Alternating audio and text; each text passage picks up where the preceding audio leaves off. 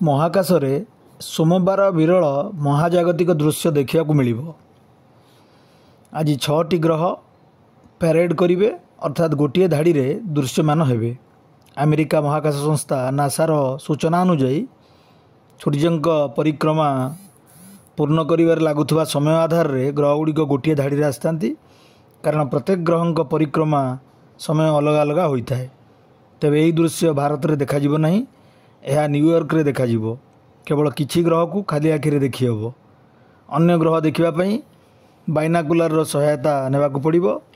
एही ग्रह पैरेड रे बुध, मंगल, बृहस्पति, शनि, यूरेनस एवं नेपच्यून सामिल हेबे। एही ग्रह मध्यरु बुध एवं मंगल सबुठारु उज्जवल देखाजिबे, कारण एही दुई ग्रह अन्य अपेक्षा पृथ्वीर अधिक निकटतर हेबे। ब्यूरो रिपोर्ट, पर्यवेक्षक ओडिशा।